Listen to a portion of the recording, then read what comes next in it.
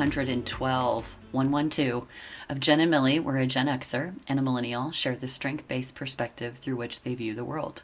We are your hosts, Allison and Tess. It's good to see you, Tess. I have been traveling so much that the other morning I woke up in my own bed and I was like, where am I? What on earth? So I think 6 days total in this month that I will be home. That's insane. It's fantastic. Okay, as long as you think it's fantastic. I love it. But I did get to spend quite a few of those days in Austin and New Braunfels. ACL was incredible. You know, me and 450,000 other people seemed to really enjoy it. It was remarkable flow, very organized. I mean, one band ends and another one begins, and the timing is so pristine. And I was thinking about how interesting that is because it's an expectation, right? Okay. So they don't start on time in a lot of places, a lot of venues. With noise ordinances, sometimes, bands have to end on time or get fined or, whatever that looks like. But very rarely do you see a band start absolute precise time. Wow. And it just kind of reminded me about setting realistic expectations and what that looks like when people do set them and people step up to them. Yeah. So it's really good to see you. I cannot tell you how stunningly gorgeous you look in a recent picture. Tess, it is first of all, it's one of the most fantastic photographs I've seen taken of a human. Oh my gosh, or whatever. It really is. Relay that to my friend who took it. Please do, because I think we get photos wrong. We get photos wrong a lot. And I think it's just an absolutely stunning photo, period. But it is such a great picture of you, and you are literally glowing. Gosh. I saw it, and I was like, Tess. So I hope you will share the photo on our GM Insta. I would love to share a photo of me, but I got nothing.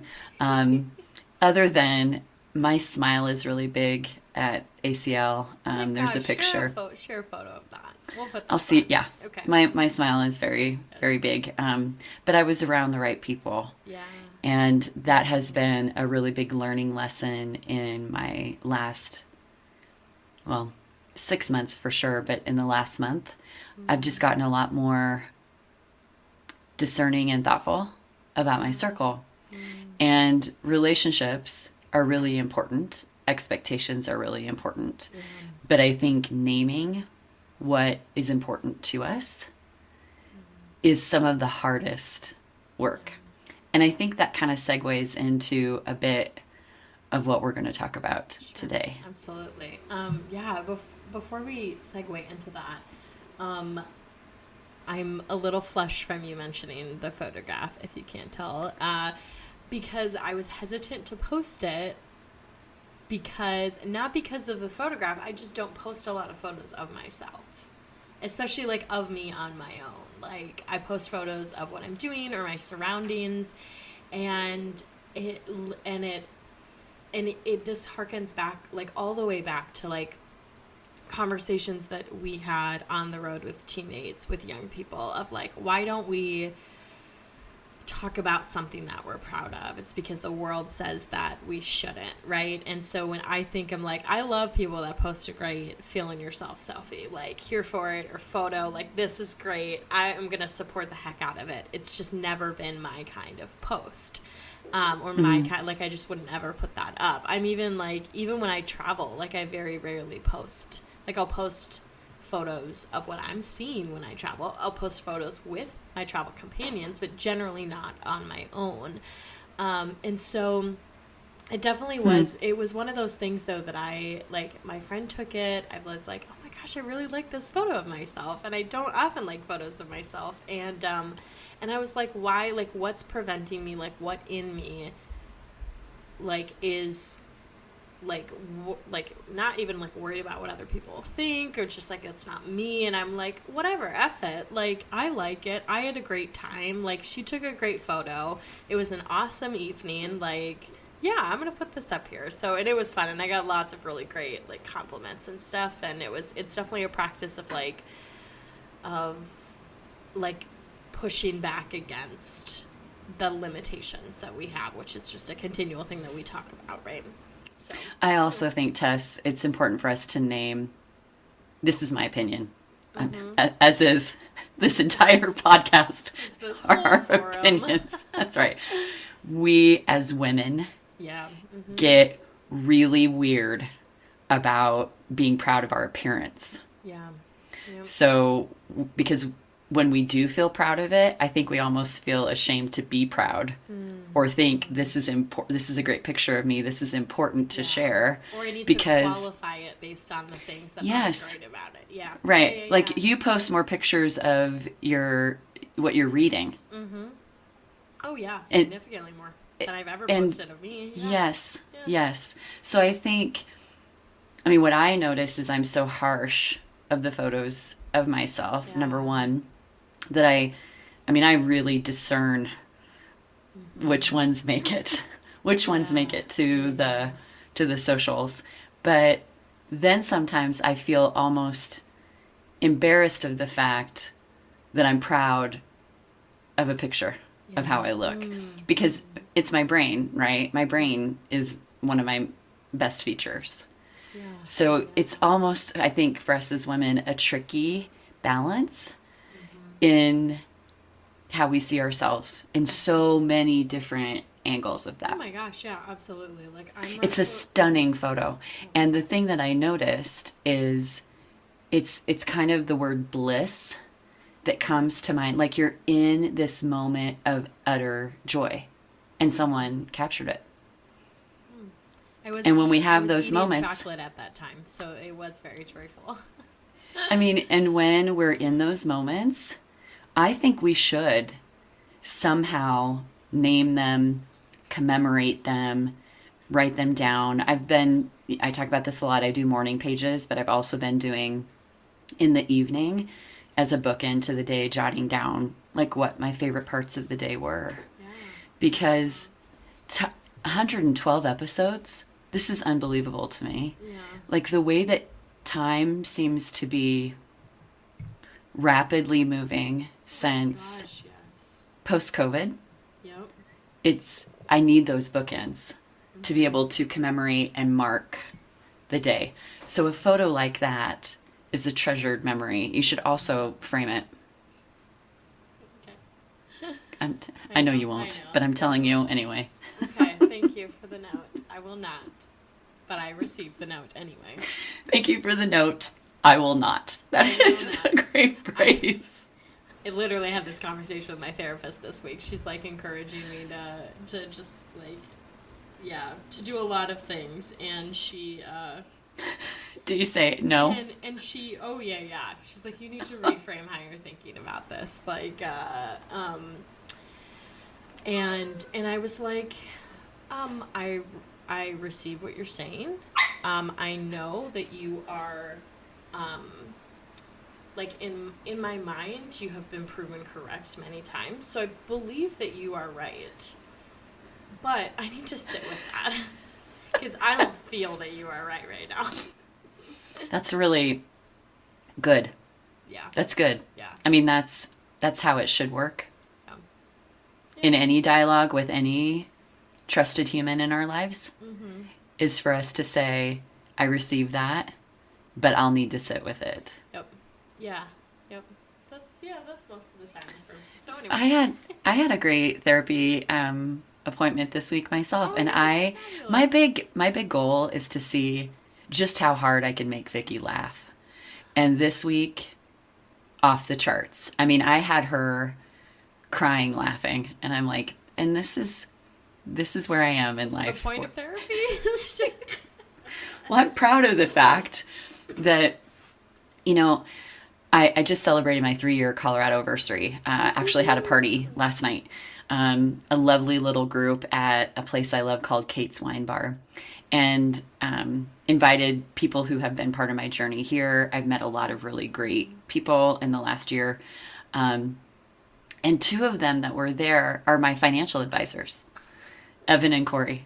They are just great humans, and they've connected me with other great humans. But they show up, and we get to chatting, and what they do has very little to do with money. Like, we talk about my retirement, maybe 10 minutes of our conversations. Mostly it's about life. Yeah. And Evan was talking about how his job essentially is to hold space for people. Sometimes he's a therapist, sometimes he's a coach, sometimes he's the person's only friend. But we kind of got into money is such a tricky thing to deal with. It trips up so much shame for people. And so we talked a bit about that. And I was talking about having, Colorado Anniversary now. I celebrate it every year. And I said, it's one of the few choices I've made that I'm very proud of. It's a choice that I want to celebrate each year. And I just don't think we do enough of that. I mean, we have our standard sort of celebrate this, celebrate that. But I'm going to continue to celebrate a really good choice. My move here was one of the best things I've ever done. I love that. For sure. Oh, and I don't have a black belt in good decision making.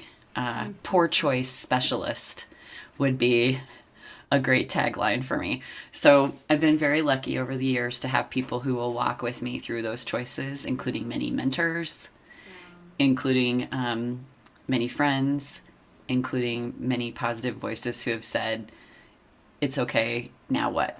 Yeah, that's good. It's crazy. I love that. It's important to remember to celebrate those things too, right? Like it's yeah, I love that. I love they do a Colorado Anniversary. So to kind of like segue us into one of the things that I was thinking about, I've been thinking about a lot lately. I this past weekend was in Salt Lake City, Utah for a conference, and didn't nearly have enough time to explore and see what the city was about and the surrounding mountains, and which was unfortunate. But I had an incredible time at the conference. It is hosted by an academic organization called the Society for the Scientific Study of Religion. So it brings together people who study religion, mostly from the social sciences, but also some theology people, philosophy people, but primarily sociologists and some psychologists. And it's an academic org that I've been a part of for a while. I've attended their conference the last few years, and they are one of the few academic orgs I know of that have formal mentoring programs. And you know me, you know you, like, we love a good mentoring situation. We know the importance of it. We know how it encourages and calls out the best in us. And so when I saw, like, a year and a half ago, perhaps, them posting a call to apply to be a mentor or a mentee, I, like, jumped at the chance. And I'm like, oh my gosh, absolutely. I'm going to sign up, get mentored, especially, like, I love my department and love the program and being at Howard. But they don't have any sociologists of religion on faculty. Like, nobody really studies religion as their central area of study. So we don't have anybody. I had a great professor in undergrad that studied religion from the sociological perspective, and still am in contact with her, but nobody in my department. So I'm like, absolutely would love to get to know more academics in this space, to be mentored by academics in this space. And so last year, and they do kind of like, they all have more mentees than mentors that apply to be a part of this. So they do, like last year I was with the group, I had 3 mentees to 1 mentor. So it's like a group mentoring situation. And then this year, 2 of us to the 1 mentor. And so last year I was partnered with this awesome academic. And she does really, really cool research on like different forms of religion, like internationally. And is a little bit of like when you picture the eccentric nature of Miss Frizzle as was like, but Miss Frizzle was always like, she was kind of like a little bit kooky, like off the wall, but like always was really like, and here's what you need to know, like communicated her teaching, all that kind of stuff. That last part, well, isn't quite present. Like she's just kind of a kooky professor that's a little bit like you're not quite sure what she's thinking. Like super personable, like runs up, gets in your space, like is excited to see you, like wants to get to know you. And then we sit down and we met at the same conference last year. It was hosted in Baltimore last year, and we met as a group and then have had multiple email exchanges since. And we sit down and I'm thinking we're going to cover things like the academic job market and like how, like what you should be doing now as a pre-dissertation PhD student, what to cover, or like what are the best things to, pieces of advice as you approach your dissertation, how to formulate a committee, like these sorts of things, which I feel like are standard topical areas in academia. Practical knowledge. Yes. Or even just like not even practical, like general pieces of advice, like how to, like be an academic and survive in academia, especially someone who studies religion in a space that doesn't necessarily prioritize it. Like social sciences don't prioritize the study of religion, like, which is a reality we have to contend with as scholars of religion. So even that, just like very general advice, right? It doesn't even need to be super practical. And we sit down and the very first thing that she, like the wisdom that she dumps on us is proper salutations for people. Like how to address people in a way that is respectful of their title and experience in research, which I thought was a really interesting starting place, as she is a woman of color who has been very much like not respected in the way that she should be based on the scholarship that she does. So for her to be like somebody that inherently challenges systems of power in academia, as someone who has been a victim of the reality of the systems of power within academia, and then to come and like the first like bequeathing of knowledge from this like professor who's been like, she's an emerita, she's retired, she's like an emerita professor now, like for that to be her first of like, you address me as Dr. fill in the blank, and I will address you as Miss Starman. And like we aren't on that level of connection at this point, and this is how you should address, and this is how you should sign off emails, like, and it, yeah. And, I have so many questions. And then, I mean, it was interesting. It went on for a very long time, this first mentoring session. I eventually had to cut it off because I had a dinner to get to after a couple hours. And then she sends us periodic emails throughout this year, and all of them are very not similar in content, but similar in tone of do this or do that. It was like, it felt a little bit like an etiquette book, but for academia, which back to the original idea of like expectations, who you have in your circle. Like, so this is like, this is my first experience with like, I have a mentor through a section of the American Sociological Association, but she doesn't do religion. So this is my first like mentorship with a religion scholar. And I'm like, I get her perspective. I get like, I always am like, yeah, I get that she's a little zany, right? But it's been like overall, like there are some tidbits that I've taken away, some interesting things that I've taken away. And then I go through the process again this year, because I'm like, it's also networking and connecting with people. And I get matched with this professor who's also like later in his career. I don't think, it hasn't been in the field as long as she has. And I sit down and I wish I could have had 3 more hours talking with him. Like the way in which he was so passionate and so purpose driven, and the way in which he encouraged you to center like your purpose in your work and do a dissertation that you love, not one that will necessarily get you a job, like, but studying something that you love will get you to the finish line.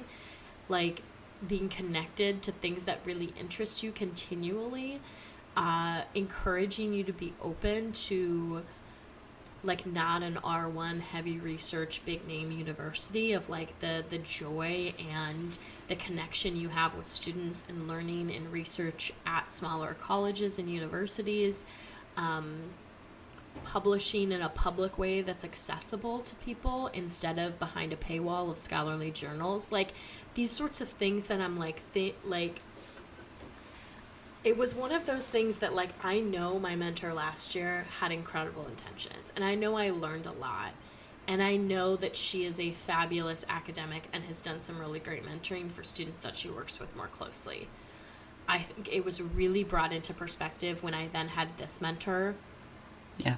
who I reached out to and will continue to be reaching out to. Like, he is the kind of scholar that I want to be. Yes. That Yes. when I am his age, like, he is exactly who I want to be, with that energy and that passion and that purpose and that love for what they do. Like, it was, the other sessions were energy draining, and I came away with a to-do list. My time with him in our session was energy giving, and I walked away also with things to do, but in a very positive, this is incredible, I am recentering the things that I care about kind of way, because I finally see an academic who loves their job and doesn't feel the burnout from it. There's so many things here, right? That, I mean, I'm just bursting. Yeah. I want to go back to, at first I wanted to go back to questions, and now I'm like, they're not even really worth asking. They would be energy sucking versus giving, for me to ask why. But what comes to mind for me are the things that we know to be true about best practices in mentoring. And it should be like, the first thing as a mentor you should do is ask. Like, what do you want to glean from this? What is important to you? And I think, whether we're talking about mentoring or we're talking about leadership or we're talking about relationships, partners, we talk about this all the time, energy contagion. And the best part of what you just shared is that you have a shining example of a great one. So that this is what I want to emulate. It allows you to next and future cast for yourself when you can see those characteristics in someone else. And that's what a great mentor can do. But also, I think the way we show up in the world is very much based, of course, on our ego and in what we're projecting. So I've been thinking a lot about Haley, my mentee. We communicate solely now through Facebook because Haley has graduated, our match has ended through teammates. And I notice when she reaches out, and if I ask too many questions, I don't get a response. If I celebrate her and I say, tell me 2 good things, that's always been my go-to. Tell me 2 good things. She's more likely to respond. There are times then that I notice she'll reach out and it's 5:00 in the morning and she'll send me a message. Hey, are you up? Things aren't going so well. And she's not looking for advice. No. She is not looking for me to ask her or interrogate her with questions or tell her how I would do something. She simply wants me to be present. Yeah. And, but did anybody tell either of these professors how to mentor? I am sure not. And this is the thing that I'm curious, because especially it was just like comparing it to how mentors were trained with teammates, like how you all trained mentors. And there was mentor is not activity that you led, and there were expectations, and you just have to be there. And I was thinking, I'm sure they didn't get any training. And it made me think like how, in the weirdest sense, and I know like not everyone listening will get this, or like just like let me go along this line for a second, how incredibly wackadoodle academia is. Because not only for this example, but I also think about all that it takes to be a K through 12 teacher. Like you go, you get an education degree, you have student teaching hours, there's a license that's required. In academia, you get a PhD, you automatically get to teach. You don't have to have Also, any teaching experience. K-12 is reviewed. Reviewed, yeah. You're like proctor. You've got people that sit in and evaluate your teaching. You have Even parents who after give you feedback. have- Yes. yes. Like, yes, there are like feedback forms that they encourage you to fill out at the end of your college courses, but like, there is no regulation. Like, there is no expectation on teaching. They're like, you're a content expert, teach, right? Which is just crazy to me. And I was thinking about that. And then Oh, I was that's so also true. thinking about how mentors are prepared. And I was thinking academics are not trained as mentors nor as teachers. And it was simultaneous to this, and at the same conference that I had a dinner with one of my undergrad mentors and then another student that graduated from the same undergrad program. A few years later, we never overlapped at Creighton, and she's in her PhD as well. She's at a different program, and that program is toxic and exploitative, as most grad programs are. And I think about the ways in which that perpetuates, like, and in teammates, we didn't talk about this, crappy mentors. Right. Like, you are formally, as an academic advisor, especially as an academic working with graduate students, in a formal mentoring capacity, right? But you are given no instruction, no training, no best practices. So what happens, which is what happens for teaching, if you're given no teaching and pedagogical training, which most academics don't have that, you teach the way that you were taught. Or you mentor the way that you were mentored, right? Yes. You rely on your own lived experience to inform that. Yes. And in many ways, like, we could extend that logic to parenting, right? Like, people parent the way that they saw parenting happening, or they react against the way they were parented and parent in an intentionally different way.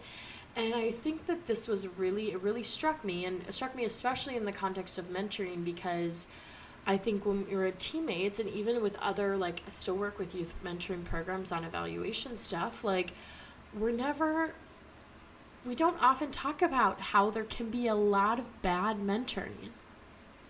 We talk about what good mentoring looks like, and I appreciate that developmental aspect, but this, like, love this academic that was my mentor last year. She was a bad mentor. Like, she was not giving advice that was helpful, nor constructive, nor productive.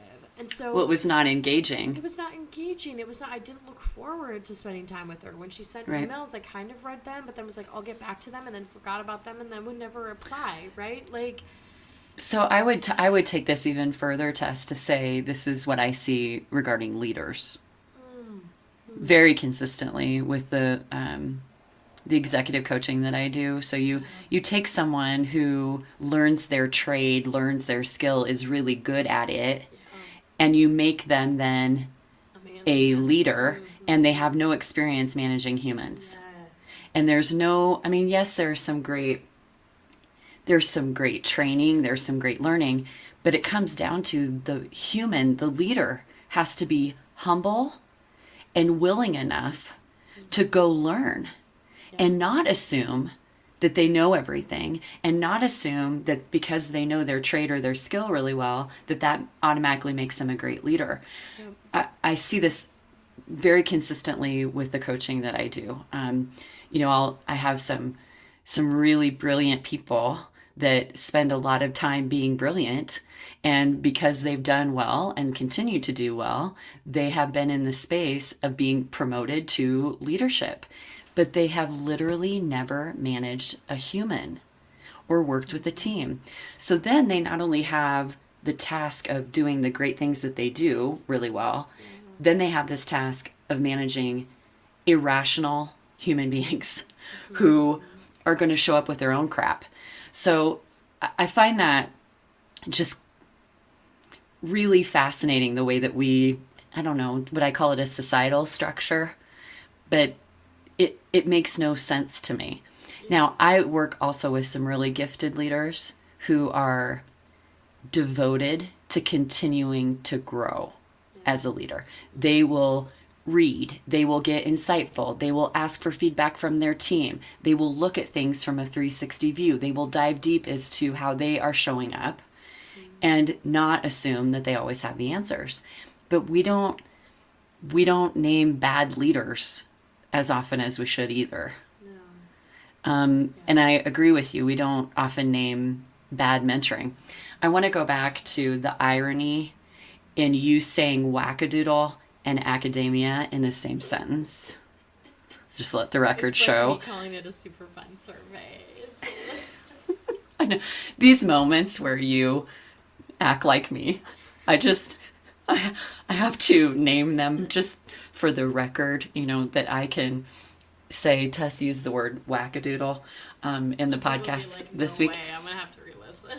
Right, yeah, or you'll edit it out. But I do think we don't name the wackadoodle enough, because if we would lean into contrast, we would be able to glean better best practices. So yes, we all have, we know these best practices of leadership, we know these best practices of mentoring. We have research that shows, the impact of the best practices of engagement. But if we would bring to light, and this is kind of, we're going a little bit away from our positive psychology strengths model, but if we would just every once in a while say, and here's a stark example of what doesn't work, I think it gives us a little bit of a bearing to say, and let's do more of what does work, and let's do more celebration of great mentoring. I think the mentor you have now, the key thing that you said to me is you look forward to that time.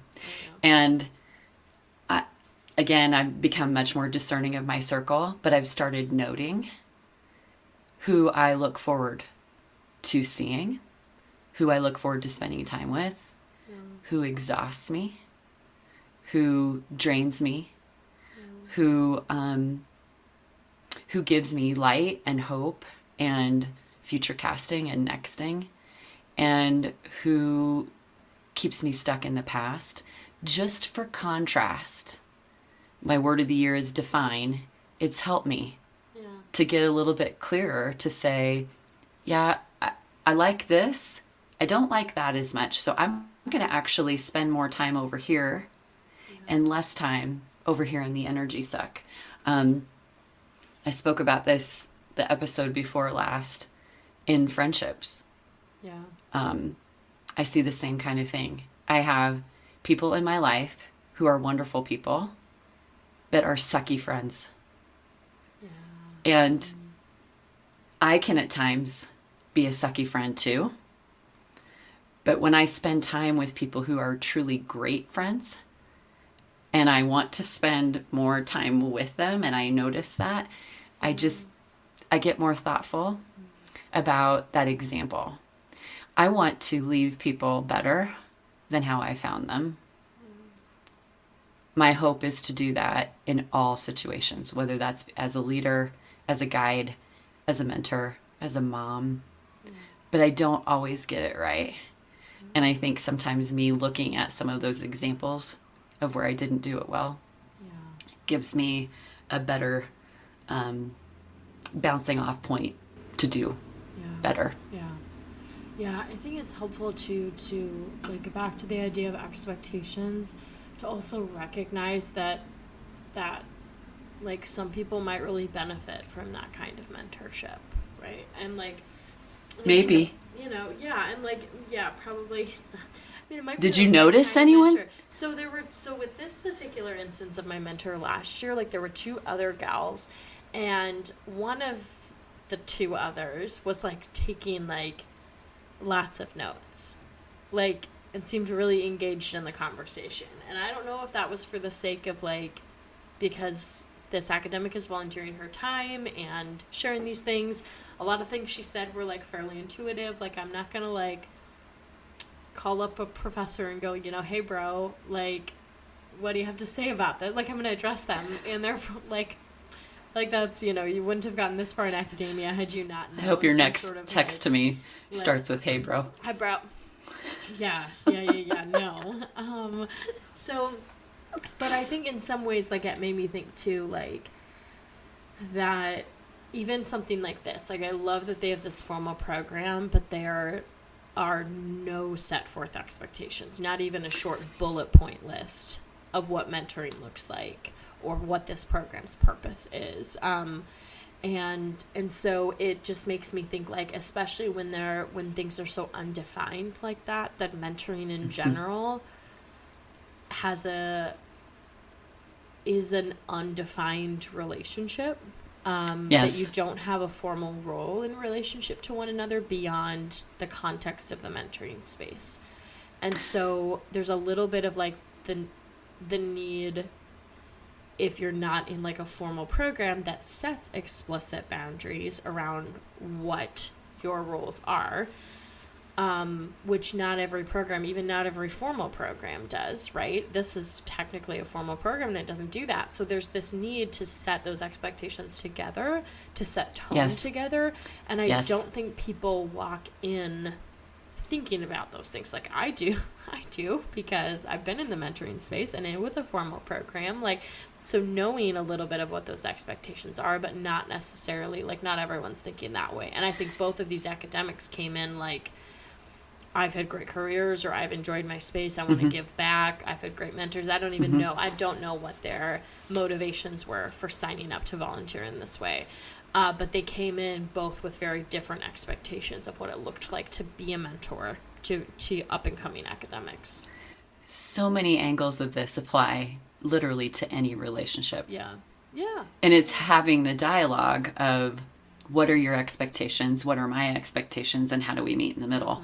The other thing I want to note, we should give a lot of props to really great teammates. Has really robust and great training. Yeah. And I just want to name that. That is, I would say, a really big part of the success of the organization is the quality of training and the continuity of training, the expectations of training, from all angles, not just the mentor, the mentee, parents, school districts, the teammates coordinator who's supporting, like, all those key players having really quality training. And, I'm getting better at this. I will also acknowledge that I had a strong influence in the quality of that training. Training as if you didn't, like, build the entire infrastructure of it, like. And I do miss doing trainings. Yeah. Because that's where I got better as a speaker, but I also got better at training when I asked people in the audience, what do you think? What are you experiencing? You mentioned mentor is not. That came from a place of making sure that we heard the voices in the room. Yeah. Like, those are best practices of training. You hear their voices as soon as possible. Yeah. And so my training improved because I was asking, what's your experience been like? During renewals, mentors were coming to the table and talking about their experience, what resources they need, what struggles they ran into. And that was data for me to then go back and improve the training. But, now I look at this in hindsight. You'll laugh. Just this month, I'm better understanding that I have unique superpowers that other people don't. Oh my God. But it's in my ability to ask questions. And I have recently received so much feedback, like, you ask really great questions. And I'm like, oh, well, you don't? No. Doesn't everybody? It reminded me of when you took strengths and your big aha was, you mean not everybody is like this? Yep. And I'm still learning that what I do naturally well is unique. Yeah. And that showed up in so many different ways with training. So I would ask meaningful questions, not, did you have a good mentoring experience? Yeah.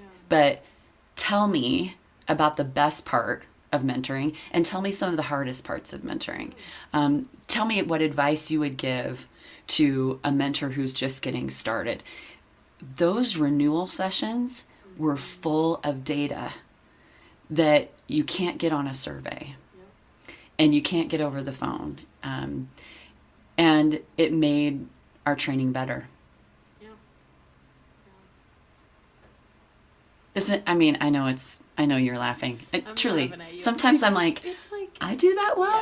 yeah, it's such a good reminder though that like, and we get this a lot and have said it a lot, that people are like, well, you're both strengths coaches, like, you know the terms, you know all this kind of stuff, but like we're still constantly, I think, in awe of Yes. this framework, of this research, of the reality that is the conceptualization of like talent into strength. And so I'm constantly like reminded of it, of, you know, just the other day when we were in Salt Lake City, like I went to this dinner with my undergrad mentor and this other gal that graduated from the same program, and my undergrad mentor was like navigating us to this restaurant that she found, and when we were done after a great dinner, she was like, oh, let me like pull this back up to figure out how we get back. And I'm like, no, I can lead us back.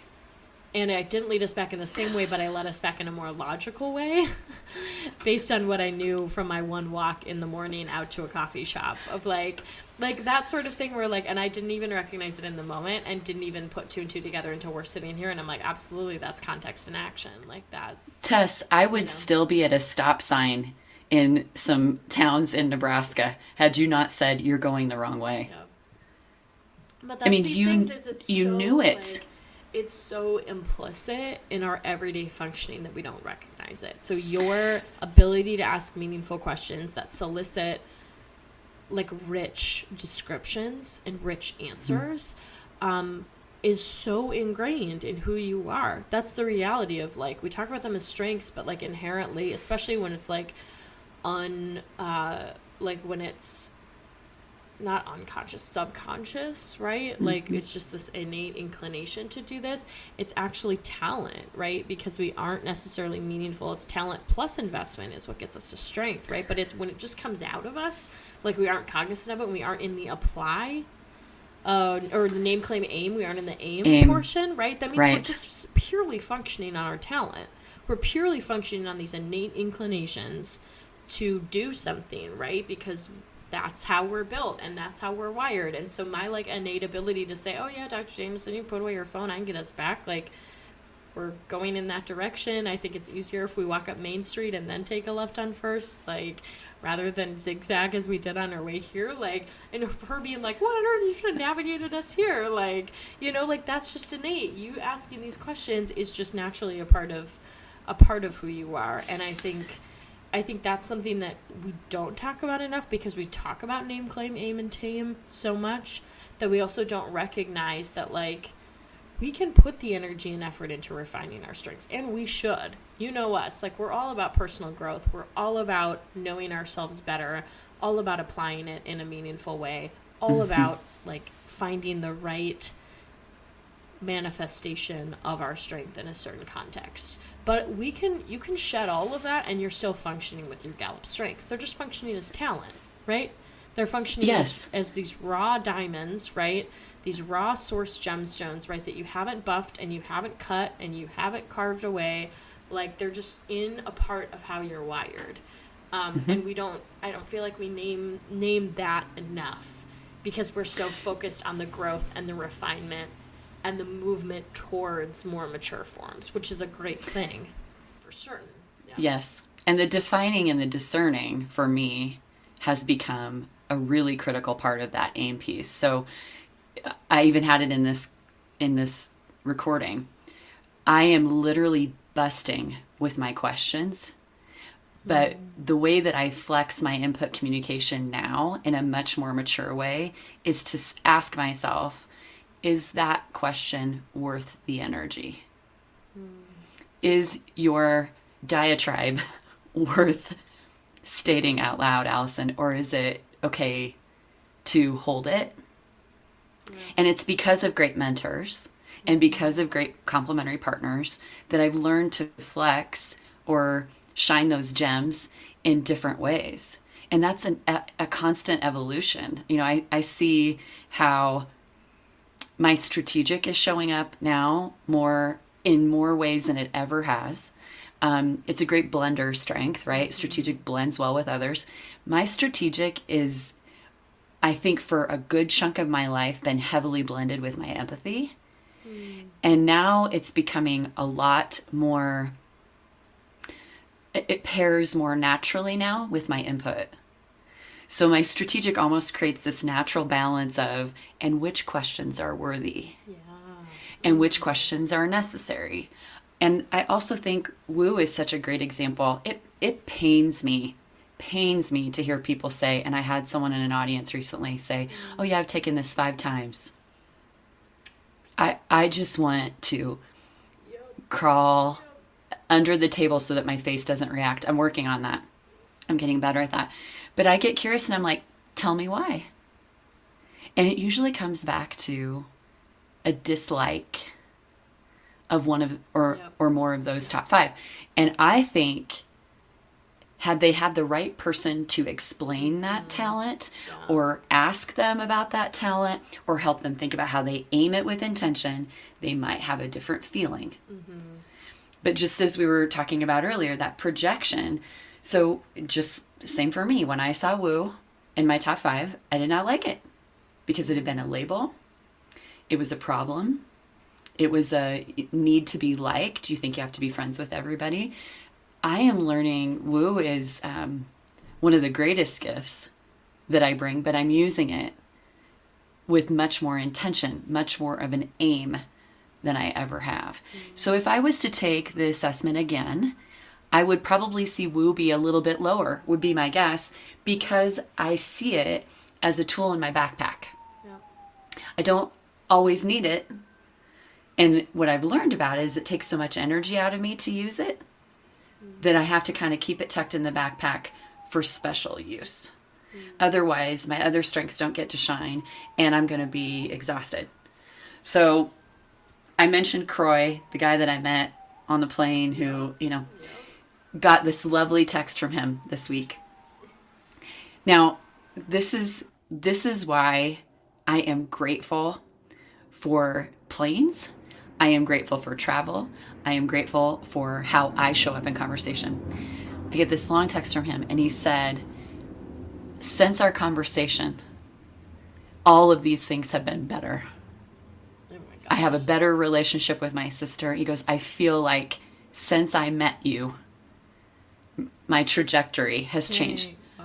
I mean, that's an Academy Award for me, right? That's a Pulitzer for me. That is the most meaningful praise I could possibly receive, and he is a stranger. So my thought was, after reading that, like, just go do more of that, Allison. Just go do more of that. And that energy contagion has made me better as a result. But back to expectations.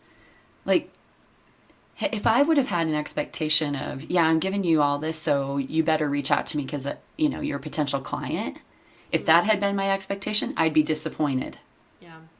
But this is not. Kind of like last night, I had a fairly lengthy list of people I invited. And I have a tendency to get disappointed when people don't show up because I pride myself in being a person who shows up. But I walked into this, I'm really practicing the art of detachment. And I walked into this thinking, if no one shows up, we're still celebrating this really important part. And then I said, with my input and my woo blended, get curious about who does and see what happens. And it was remarkable to see who did show up. I got to have one-on-one time with each, they kind of came in waves. I got to have one-on-one time with each person. That is a better use of woo. Yeah. That's more strategic. I would say not per se a better use, right?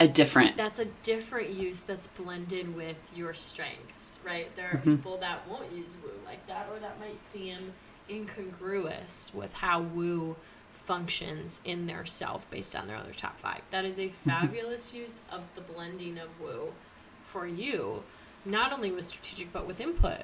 The question asker, like literally you're approaching it as a get curious about who shows up, right? Like, right. Just even the way that you framed your approach to it is an input strategic support of the use of woo. Input strategic filter on the use of woo. So I shared this with my therapist, and I'll share it here. I have been in awe recently of how, dare I say this out loud, happy I am.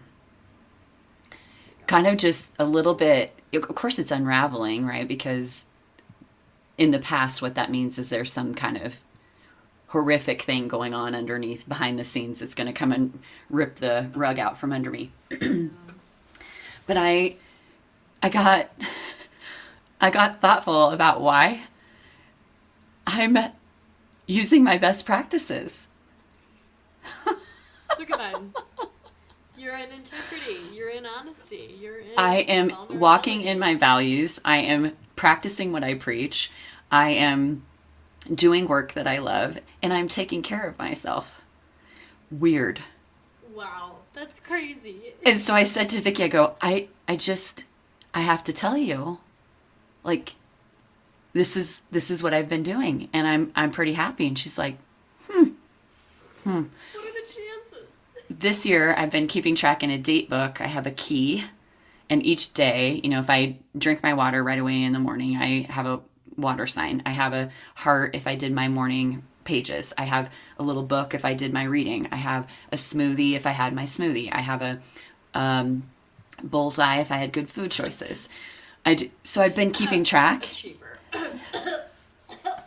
the only executing theme I have. And so I've been doing this and tracking it.